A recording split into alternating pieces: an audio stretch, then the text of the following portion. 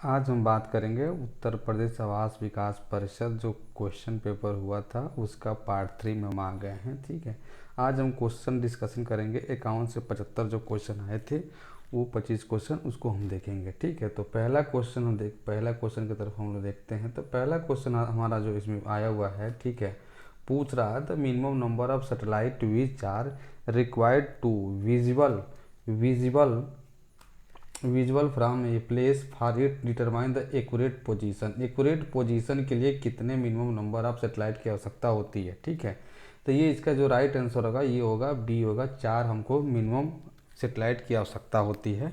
ठीक है, जो हम लोग एक्यूरेट पोजीशन देखने के लिए हम यूज करते हैं। ठीक है, नेक्स्ट क्वेश्चन की तरफ देखते हैं। ये लिखा हुआ क्या लिखा है, तो carry over factor in member a prismatic whose far end fix. Far end जब फिक्स होता है, ठीक है, तो हमारा क्या होता है, फार इन फिक्स हो गया या फिर मान लीजिए यहाँ हिंज है, तो अगर मोमेंट लगा हुआ तो इसका हाफ जो होता है किधर ट्रांसफर होता है, फिक्स की तरफ होता है। हाफ जो होता है मोमेंट हमारा, या फिर जो लोड का हाफ फिक्स की तरफ हमारा ट्रांसफ़र होता है, उसी को हम लोग कैरी ओवर मोमेंट बोलते हैं या फिर कैरी ओवर फैक्टर बोलते हैं। ठीक है, तो ये हमारा जिसका राइट आंसर कितना होगा, ये हमारा होगा 1/2 हो जाएगा, हाफ हो जाएगा। ठीक है, नेक्स्ट की तरफ देखते हैं। लिखा हुआ है Castigliano first theorem is applicable. Castigliano first theorem is किसके लिए अप्लीकेबल होता है। ठीक है, तो ये लिखा हुआ है for static determinant structure when system behave elastically only when principle of superposition is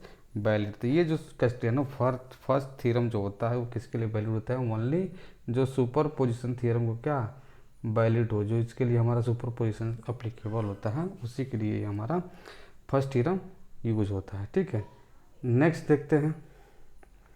next लिखा हुआ है, ये लिखा हुआ है a solid soil has a bulk density of 22 kilo newton per metre cube and water content 10%। What will be the value of dry density of the soil. तो हमको पता है ड्राई डेंसिटी बराबर क्या होता है, ड्राई डेंसिटी बराबर हमको पता है क्या होता है, ड्राई डेंसिटी बराबर होता है, एक मिनट यहाँ लिखते हैं, ड्राई डेंसिटी बराबर होता है bulk density plus 1 plus water content होता है। सही चीज़ में लिखा नहीं पा रहा है। ठीक है, तो यहाँ देखेंगे ये हमारा जो आया हुआ है क्या दिया हुआ है, इसको हम क्लियर कर लेते हैं, एक मिनट। ठीक है, तो ड्राई डेंसिटी बराबर हमारा जो होता है ये होता है bulk density upon 1 plus water content होता है। तो यहाँ देखेंगे टोटल बल्क डेंसिटी 22 दिया है और हमारा 1 हो गया और प्लस हमारा क्या दिया 10% वाटर दिया, मतलब 0.1 दिया है। तो इसको ऐड करेंगे तो इसको सॉल्व करेंगे तो हमारा क्या आएगा 20 आएगा। तो राइट आंसर जो होगा हमारा ये 20 होगा। ठीक है, नेक्स्ट देखते हैं। लिखा हुआ है volume of ratio of volume of water to total volume of soil mass. तो ये हमारा जो रेशियो होता है वो हमारा पोरोसिटी होता है, वो हमारा क्या होता है पोरोसिटी होता है, एन से इसको रिप्रेजेंट करते हैं। ये हमारा होता है volume of void upon volume, total volume होता है, volume of total volume of soil मास होता है। ठीक है, अगर यही हमारा क्या हो जाता है volume of voids upon volume of soil, तो ये हमारा हो जाता है वॉइड रेशियो हो जाता है। लेकिन यहाँ जो पूछा हुआ है उसका आंसर जो होगा राइट आंसर होगा वो पोरोसिटी होगा। ठीक है, नेक्स्ट देखते हैं। लिखा हुआ है विच of the following relationship is correct. ठीक है, तो करेक्ट रिलेशनशिप हमारा क्या होता है, क्योंकि यन हमारा पोरोसिटी और हमारा वॉइड रेशियो के टर्म जो रिलेशनशिप होता है वो यन इज इक्वल टू होता है। ठीक है, वो यन इज इक्वल टू होता है E1 प्लस ई होता है। ठीक है, तो इसका जो राइट आंसर होगा कौन सा हो जाएगा, वो होगा हमारा ए होगा। ठीक है, वो राइट आंसर हमारा ए हो जाएगा। अगर यही हमारा पूछता कि हमारा रिलेशनशिप हमारा अगर वॉइड रेशियो के टर्म में होता तो फिर हमारा ये हो जाता ई बराबर यन 1 माइनस यन हो जाता। ठीक है, लेकिन चूंकि हमारा यन बराबर पूछा है, मतलब पोरोसिटी इक्वल टू पूछा, तो इसका जो राइट आंसर होगा क्या होगा, वो हमारा ये हो जाएगा। ठीक है, तो दोनों चीज़ हमको याद होना चाहिए। ठीक है, नेक्स्ट क्वेश्चन की तरफ देखते हैं।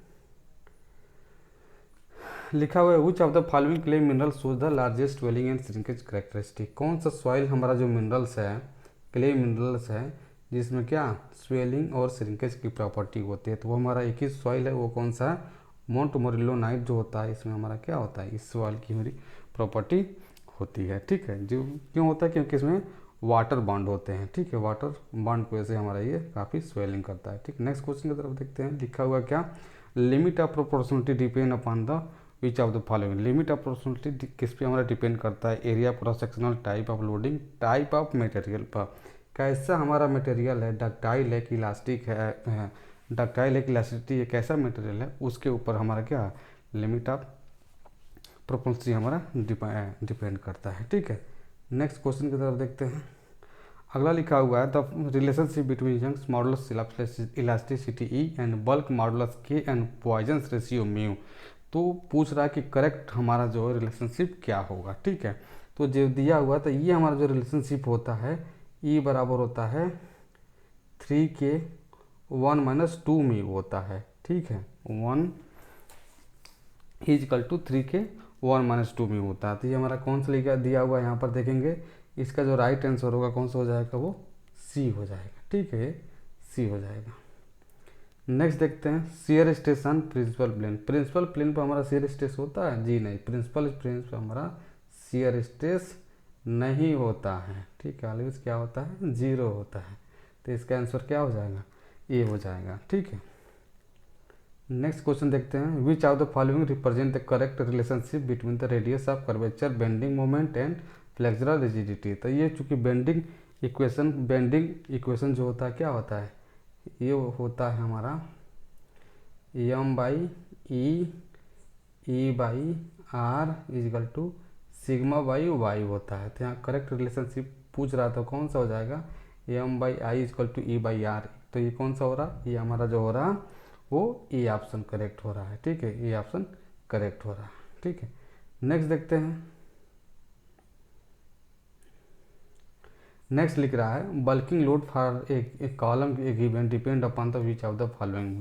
बकलिंग जो लोड होता है किस पे हमारा डिपेंड करता है, length of column only, least lateral dimension only, जी नहीं, दोनों पर नहीं, ये दोनों पर हमारा ये डिपेंड करता है। तो इसका जो राइट आंसर होगा क्या होगा हमारा, वो सी हो जाएगा 62 का, ठीक है। अगर इसका फार्मूला देखेंगे हम तो ये होता है हमारा π² E/L होता है, ठीक है, इफेक्टिव लेंथ होता है, ठीक है।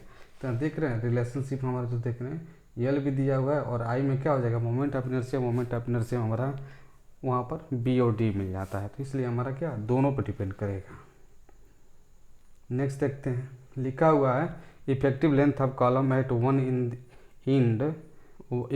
End fix and other hinge, हमारा क्या दिया है, हिंज दिया है। एक इंड हमारा क्या है, हिंज है, और हमारा अदर इंड क्या दिया है, फिक्स दिया। तो इसका जो राइट आंसर होता है वो कौन होगा, 1/√2 होता है, 1/√2 होता है, ठीक है। अगर बोथ इंड फिक्स होता है तो उसके लिए 1/2 हो जाता। अगर वन इंड बोथ इंड हमारा हिंज होता तो उसके लिए 1/2 हो जाता। और अगला केस हमारा कि हमारा वन इंड फिक्स और अदर इंड फ्री होता है तो उसके लिए 2 हो जाता है, ठीक है। तो यहाँ पर क्या पूछा हुआ, one end fix other end hinge, तो इसके लिए जो आंसर होगा वो बी हो जाएगा, ठीक है। नेक्स्ट देखते हैं। लिखा हुआ CBR test, the value of CBR value is calculate, ठीक है। तो वैल्यू हम जब कैलकुलेट करते हैं दोनों पर करते हैं, ठीक है। 2.5 पेनिट्रेशन और हमारा 5.0 पर भी हम लोग करते हैं, दोनों पर करते हैं। तो इसका जो आंसर होगा राइट हमारा क्या हो जाएगा, वो हमारा बी होगा, ठीक है। आगे लिखा हुआ है what is the value of broad gauge use in railway track. तो ब्रॉड गेज का हमारा क्या होता है, 1.67 होता है। तो इसका जो आंसर होगा क्या होगा, वो होगा हमारा 1.67 मीटर होता है। ये क्या हो जाएगा, मीटर गेज हो जाएगा। ये हमारा क्या स्टैंडर्ड गेज हो जाता है, ठीक है। और नैरो गेज हमारा ये डी वाला हो जाएगा, सॉरी बी वाला हो जाएगा। तो इसका जो राइट आंसर होगा वो क्या होगा, वो बी होगा, ठीक है। नेक्स्ट देखते हैं। लिखा हुआ है composite sleeper index is use for which of the following type of sleeper. तो कंपोजिट स्लीपर इंडेक्स जनरली जो हम लोग निकालते हैं वो किसके लिए निकालते हैं, वुडन स्लीपर के लिए निकालते हैं, ठीक है, वुडन स्लीपर के लिए हम लोग निकालते हैं। नेक्स्ट देखते हैं विच of the following gauge is generally use in metro railway gauge. तो मेट्रो गेज के लिए हम लोग जो यूज़ करते हैं वो हमारा कौन सा होता है, वो हमारा होता है स्टैंडर्ड गेज होता है, स्टैंडर्ड गेज होता है, ठीक है। अगला लिखा हुआ क्रिटिकल पाथ क्या होता है, ऑलवेज हमारा क्या होता है, लॉन्गेस्ट होना चाहिए। ऑलवेज हमारा जो होता है वो लॉन्गेस्ट होता है। तो इसका जो आंसर राइट होगा वो ए हो जाएगा, ठीक है।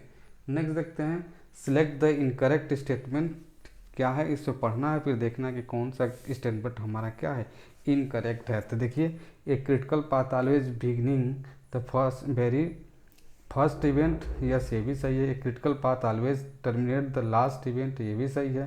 Critical activity control the project duration, ठीक है, इसको हम लोग कंट्रोल कर सकते हैं। Critical activities is the one for which the free float zero, ठीक है जी नहीं, ये हमारा क्या होता है 70 का डी हमारा आंसर क्या होगा, यही हमारा करेक्ट इनकरेक्ट स्टेटमेंट है, ठीक है। तो यही हमारा क्या हो जाएगा, ऑप्शन इसका हो जाएगा, ठीक है।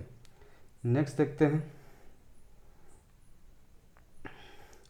नेक्स्ट लिखा है पिक्नोमीटर यूज टू, पिक्नोमीटर हम किसके लिए यूज करते हैं, क्या डिटरमाइन करते हैं, तो इसके लिए हम डिटरमाइन करते हैं वाटर कंटेंट, वाटर कंटेंट भी निकालते हैं प्लस हमारा क्या स्पेसिफिक ग्रेविटी दोनों भी निकालते हैं। तो पिक्नोमीटर से वाटर कंटेंट और प्लस स्पेसिफिक ग्रेविटी दोनों हम लोग डिटरमाइन करते हैं, ठीक है। नेक्स्ट देखते हैं, लिखा हुआ if the plasticity index of the soil mass is zero, ठीक है, कौन सा सॉइल मास है जिसका प्लास्टिसिटी इंडेक्स जीरो होता है, तो वो कौन सा होता है, एक ही है हमारा क्या है, वो हमारा सैंड होता है, ठीक है। सैंड की प्लास्टिसिटी हमारा क्या होती है, जीरो होती है। उसके बाद से थोड़ा सा और बढ़ेगा तो फिर सिल्ट हो जाएगा, फिर सबसे ज़्यादा किसकी होगी, हमारा क्ले का होगा। तो अगर मोर पूछता है तो फिर क्ले होता है, लेकिन अगर मिनिमम पूछा है, जीरो पूछा हुआ है, तो किसका होगा, वो सैंड का होगा, ठीक है। अगला लिखिए, सैंड हैज ए पार्टिकल, तो सैंड का पार्टिकल जो होता है कोर्स और फाइन ग्रेड हमारा जो प्रोवाइड कर किससे होता है 4.75 वाला, ठीक है। ये राइट आंसर जो होगा हमारा क्या होगा, वो डी आंसर होगा, ठीक है। बाकी तो ग्रेवल और हमारा पेबल्स के लिए डिवाइड लिखा हुआ है, ठीक है। तो राइट आंसर जो होगा वो डी होगा।